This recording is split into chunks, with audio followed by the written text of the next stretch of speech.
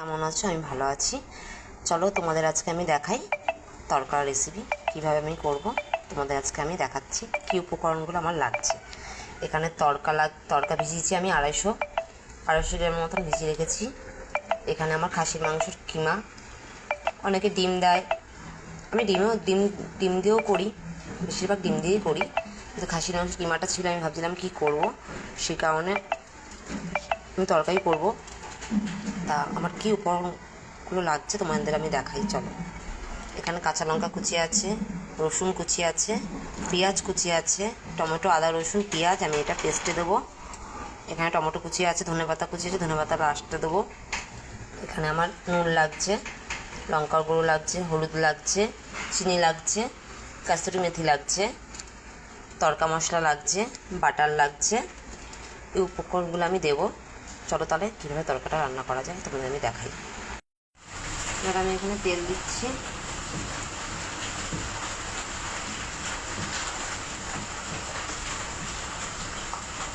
ভাজা ভাজা হয়ে এসছে। এবার আমি দিচ্ছি এখানে টমেটো কুচি, একটু কাঁচা লঙ্কা কুচি, এদিকে আমার ভাজা ভাজা হয়ে এসছে মশলাটা। এবার আমি এতে দেবো, এটাকে এবার আমি ভালো করে কষাবো। এটা আবার কষুক যতক্ষণ না তেল ছাড়ছে।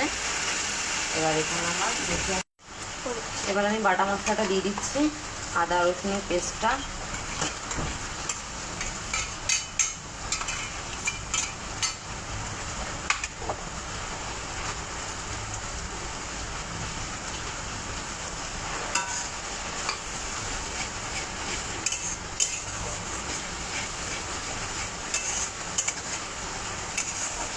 এদিকে আমার মশলা থেকে তেলও ছেড়ে দিয়েছে। এবার আমি তরকাটা দিয়ে দেবো। রেডি করেছি? আবার কর। এদিকে আমার মশলা থেকে তেলও ছেড়ে দিয়েছে। এবার আমি ডালটা দিয়ে দেবো।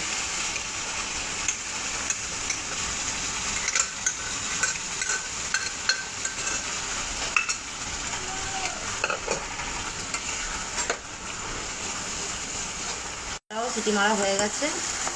ডালটা আর খাসি মাংসের কিমাটা একসাথে দিয়েছি।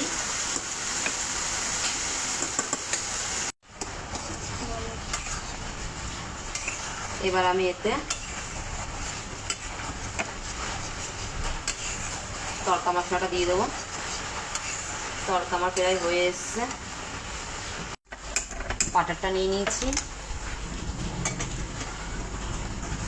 এবার আমি এর মধ্যে কাসুরি মেথিটা দেবো।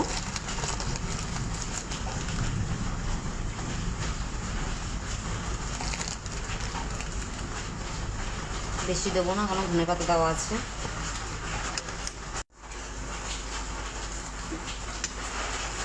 দেখো আমি এটা বাটারে দিয়েছি,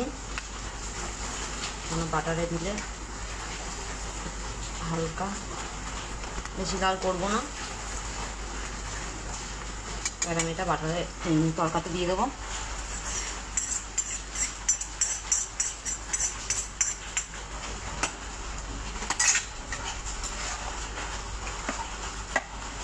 আমার তরকাটা রেডি।